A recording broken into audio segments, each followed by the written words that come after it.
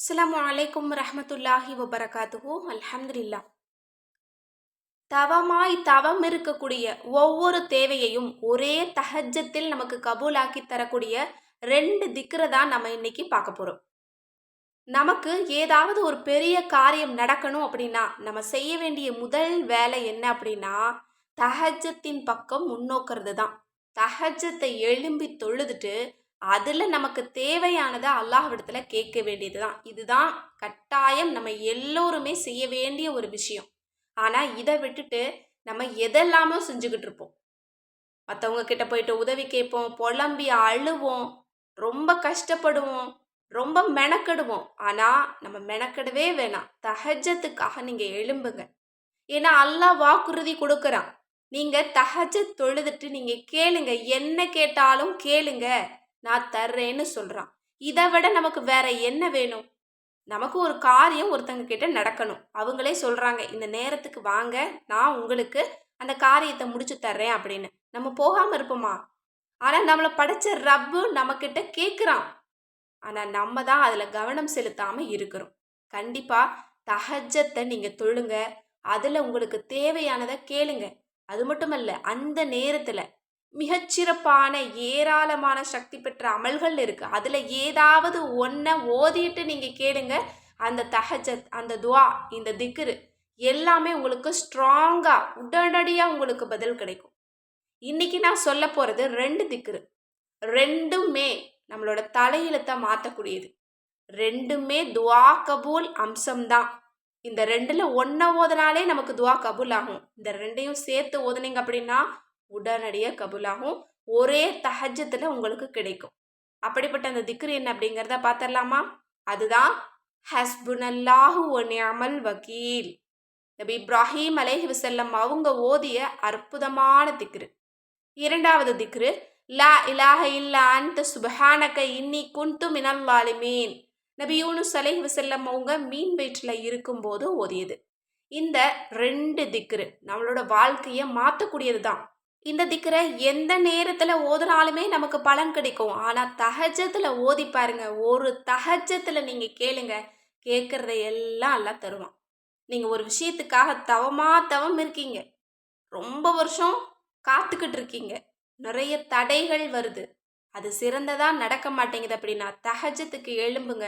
இந்த 2 திக்ரையும் நீங்க ஓதுங்க.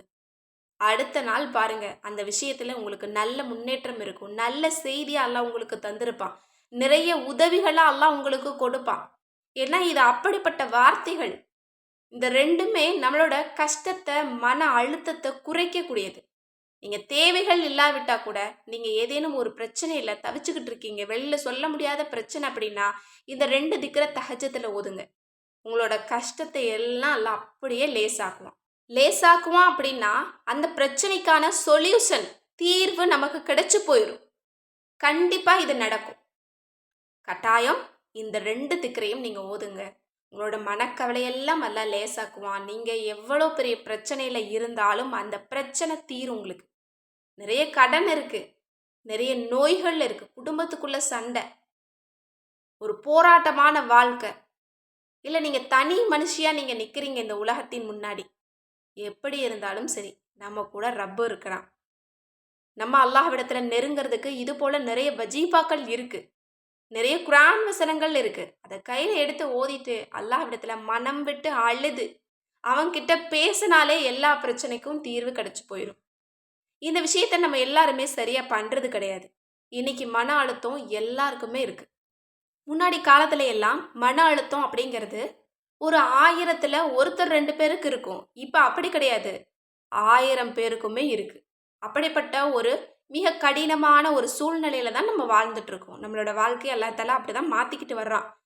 ஆனா, இத நீங்க கவலைக்கான ஒரு விஷயமா எடுத்துக்காதீங்க. அவ்வளவும் நமக்கு நன்மை. அவ்வளவும் நம்ம படுற அத்தனை துன்பமும் நமக்கு நன்மையா தான் இருக்குது.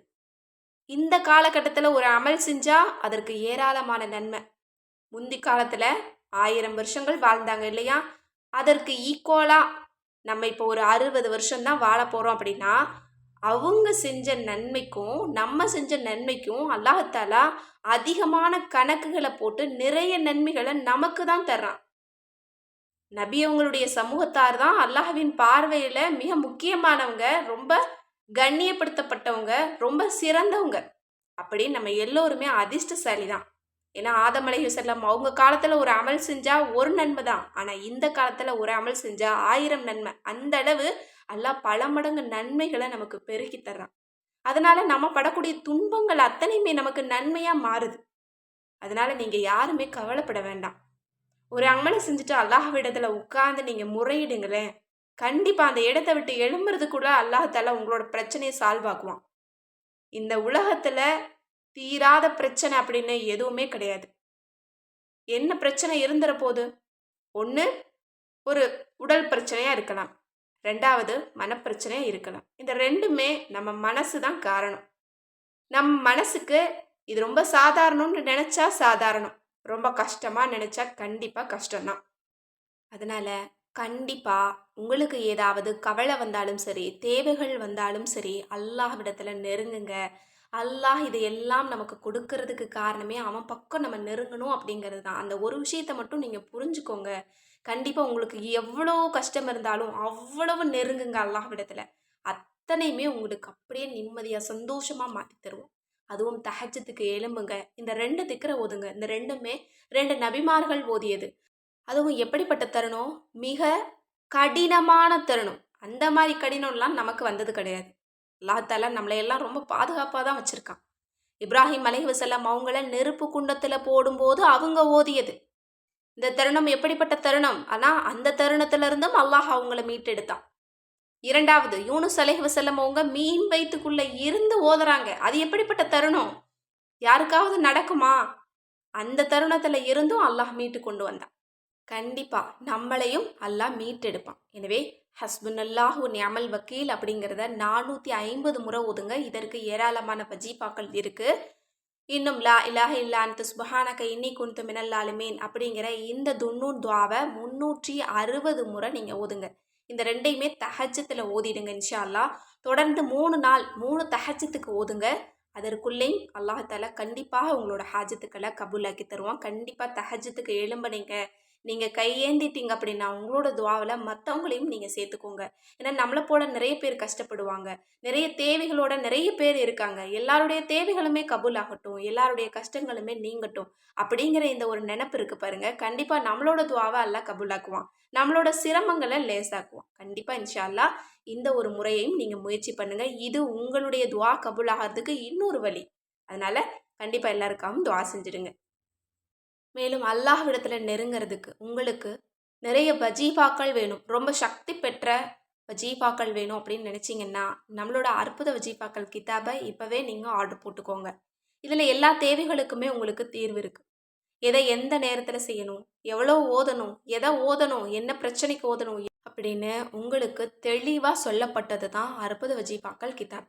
இந்த கிதாப நீங்க இப்பவே ஸ்க்ரீன்ல தெரியிற நம்பருக்கு வாட்ஸ்அப் மூலம் புக் பண்ணிக்கோங்க. அஸ்ஸலாமு அலைக்கும் ரஹ்மத்துல்லாஹி வபரகாத்துஹு.